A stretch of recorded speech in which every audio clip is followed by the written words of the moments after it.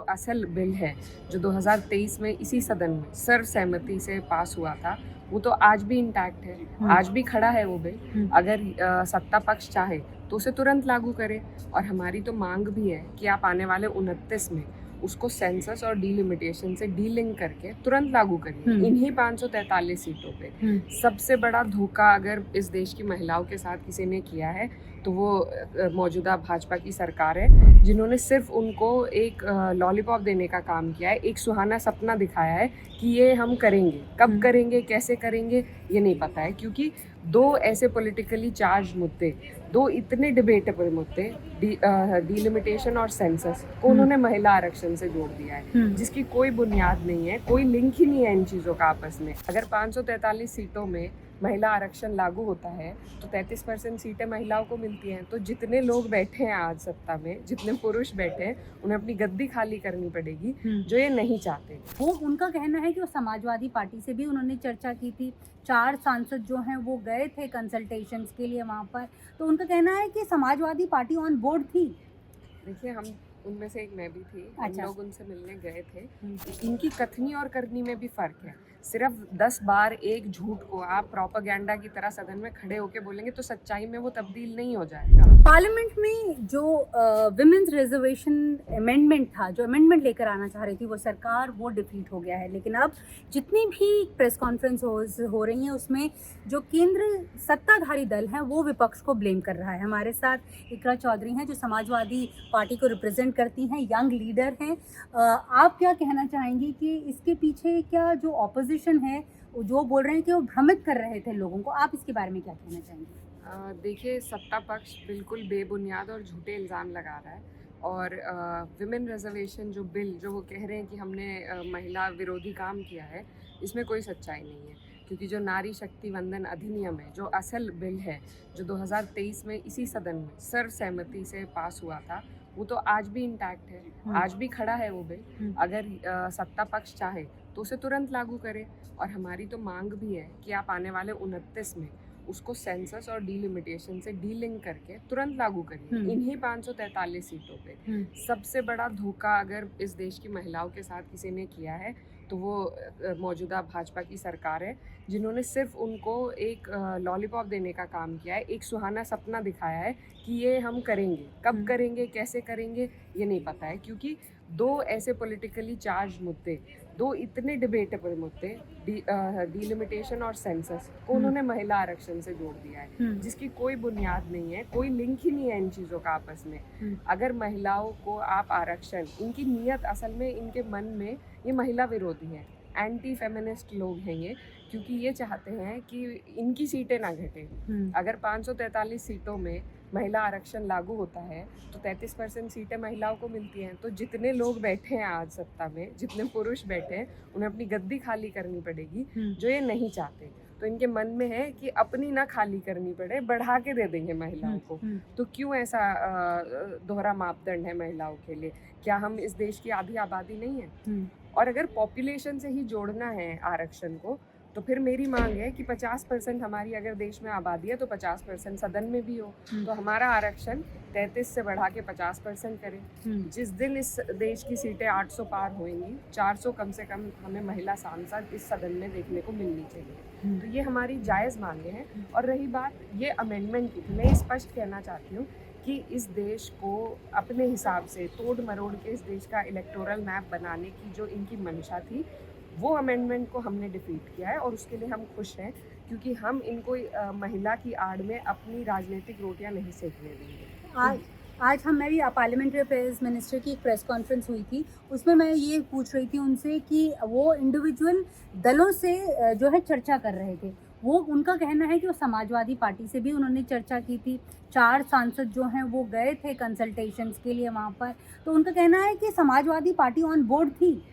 देखिए, हम उनमें से एक मैं भी थी। अच्छा। हम लोग उनसे मिलने गए थे और हमारे जो सवाल थे हमने उनके सामने रखे। हमारी पार्टी की लंबी चली आई हुई मांग है कि श्रद्धेय नेताजी की मांग थी कि रिजर्वेशन विद इन रिजर्वेशन, सब कैटेगरी हो, सब कोटा हो ओबीसी महिलाओं के लिए।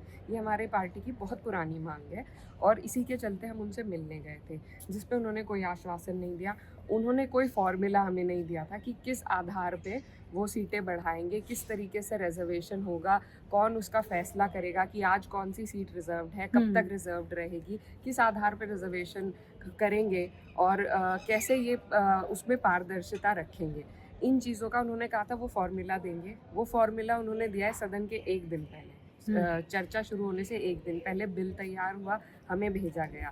अब इनकी बात अब ये कह रहे हैं खड़े होकर कि हमने 50% नॉर्दर्न सदर्न डिवाइड को रोकने के लिए प्रो राटा इंक्रीज की बात करी है, जिसका बिल में कहीं भी रिटर्न मेंशन नहीं है। सिर्फ मौखिक रूप से होम मिनिस्टर ने ये बात सदन में कही है, रिटर्न में तो कहीं भी नहीं है। हम सब ने बिल पढ़ा है। तो ये इनकी कथनी और करनी में भी फ़र्क है। सिर्फ 10 बार एक झूठ को आप प्रोपेगेंडा की तरह सदन में खड़े होकर बोलेंगे तो सच्चाई में वो तब्दील नहीं हो जाएगा।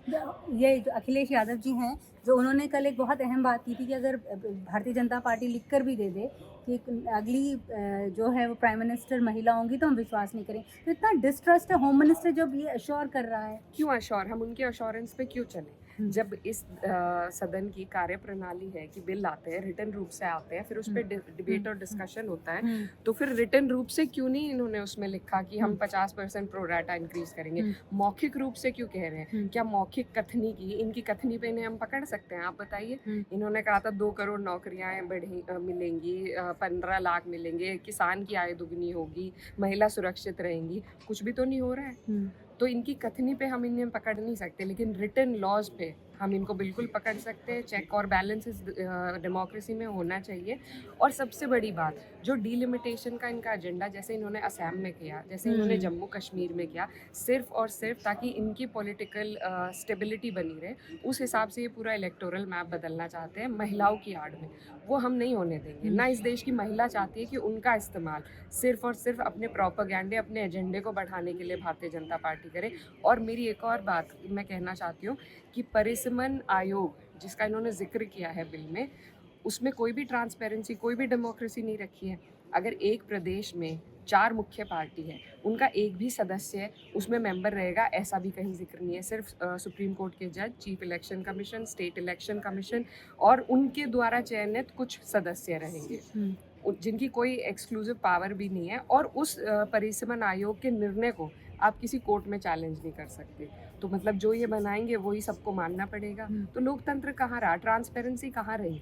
तो ये सब जो टेक्निकल इश्यूज थे बिल में, उसके आधार पे हमने ये अमेंडमेंट को रिजेक्ट किया है। लेकिन जो महिला आरक्षण है 33%, वो आज भी इंटैक्ट है। वो कब लागू करेंगे उस पे इनकी नीयत पे सवाल है, क्योंकि सरकार में ये है, ये रातों रात अगर डिमोनेटाइजेशन कर सकते हैं तो ये रातों रात महिलाओं को आरक्षण भी दे सकते हैं। ये देना ही नहीं चाहते। जो बिल 3 साल पहले पास हुआ था, उसकी नोटिफिकेशन परसों रात आई है। जब कल्याण बैनर्जी जी ने उस मुद्दे को उठाया और कहा हम कोर्ट जाएंगे कि इतने पुराने बिल को तुमने नोटिफाई आज तक क्यों नहीं किया? जो पारित बिल है उसको तुरंत नोटिफाई होना चाहिए था। इन्होंने अब उसको नोटिफाई किया है। तो जब किसी बिल की नोटिफिकेशन हो जाती है तो वो लॉ है। अब वो लॉ इम्प्लीमेंट कब होगा, ये सवाल हम पे नहीं है, ये सवाल इस सरकार पे है। और हमारी इनसे मांग है कि आने वाले 29 में सीटें बढ़े, सेंसस हो, डिलिमिटेशन हो, महिलाओं को उससे कोई लेना देना नहीं है।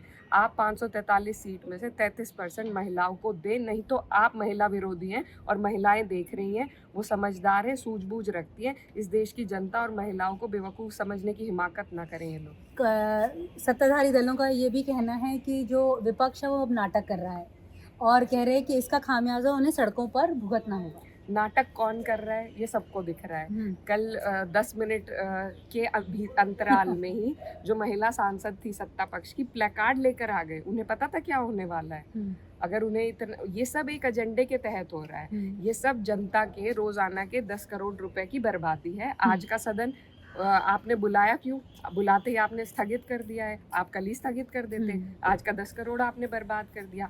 महिला बिल जो पास हो चुका है उसको दोबारा से आप डिस्कशन में ला रहे हैं क्योंकि आप जनता का ध्यान भटकाना चाह रहे हैं। जो एलपीजी की शॉर्टेज है, जो बढ़ती महंगाई है, जो बढ़ते पेट्रोल डीजल के दाम है, महिलाओं की रसोई सूनी हो गई है, उस सब से ध्यान भटकाने के लिए आप एजेंडे सेट करते हैं, उन पे डिस्कशन करते हैं। पिछले पूरे सत्र में इन्होंने जो सर्दियों का था, इन्होंने वंदे मातरम में उलझा दिया, कोई डिस्कशन पोल्यूशन पे नहीं हो पाया।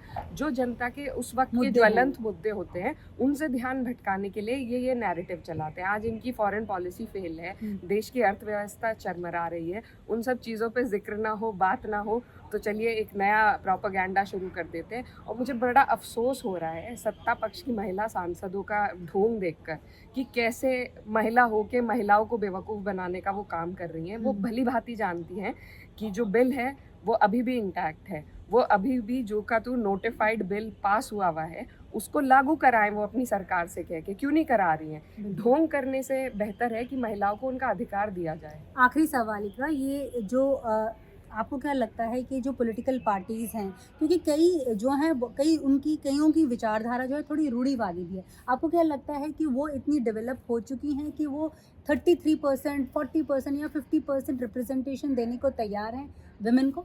मैडम, सबसे ज़्यादा रूढ़िवादी तो भाजपा है, क्योंकि देखिए इनका जो प्लान है महिलाओं को आरक्षण देने का, ये 543 सीटों में से नहीं देना चाहते। अच्छा। क्योंकि जितने पुरुष पॉलिटिशियंस हैं इनको अपनी गद्दियां छोड़नी पड़ेगी, ये वो नहीं करना चाहते। इसलिए इन्होंने नया फॉर्मूला निकाला कि बढ़ा के दे देंगे महिलाओं को, ताकि हम काबिज रहें झुके तो, और इन्हें बढ़ा के मिल जाए। क्यों 543 में हमारा अधिकार नहीं बैठता है? बिल्कुल बैठता है। तो ये सिर्फ और सिर्फ अपनी सत्ता को काबिज करने के चक्कर में ये महिलाओं के, ये तो सबसे ज़्यादा मनुवादी लोग हैं, ये कहाँ हमें हजम कर लेंगे। इनसे नहीं देखी जाती महिला सशक्त हो, आगे बढ़े, लीड करे। इनके 21 राज्यों में अभी मुख्यमंत्री हैं और 21 में से सिर्फ यूटी जो है दिल्ली की, वहाँ पर इनकी एक मुख्यमंत्री है जिनके पास भी उतनी पावर नहीं है जो एक प्रॉपर चीफ मिनिस्टर के पास होती है, क्योंकि उनके पास होम अफेयर्स नहीं है, वो दिल्ली से केंद्र से संचालित है। तो इन्होंने कहाँ महिलाओं को आगे बढ़ाया है? तो कल होम मिनिस्टर ने जिक्र किया 4 महिलाएं गिनाई, लेकिन वो बहुत पुरानी बात हो गई। आज के वक्त की, ये हमेशा आज के मुद्दों को इतिहास में ले जाके भटकाते हैं। तो आज की बात आप बताइए, आज 21 राज्यों में आपकी सरकार है, आप क्यों नहीं महिलाओं को आगे बढ़ा रहे हैं? क्यों नहीं बना रहे हैं उन्हें? तो ये लोग नहीं चाहते हैं, ये सिर्फ और सिर्फ रोने धोने का ड्रामा करके महिलाओं की सहानुभूति चाहते हैं। लेकिन महिला आज समझ चुकी हैं। देश की महिला जो पूरा घर संभालती हैं, जो अपनी पूरी पीढ़ी को आगे बढ़ाने का काम करती है, वो ना समझ नहीं है। वो अच्छी तरह जानती है कौन उनके लिए काम कर रहा है और कौन उनके विरोध में। ये थी इकरा, यंग पॉलिटिशियन, और बहुत बेबाक तरीके से उन्होंने अपना जो पॉइंट ऑफ व्यू है रखा। नई दिल्ली से नीता शर्मा।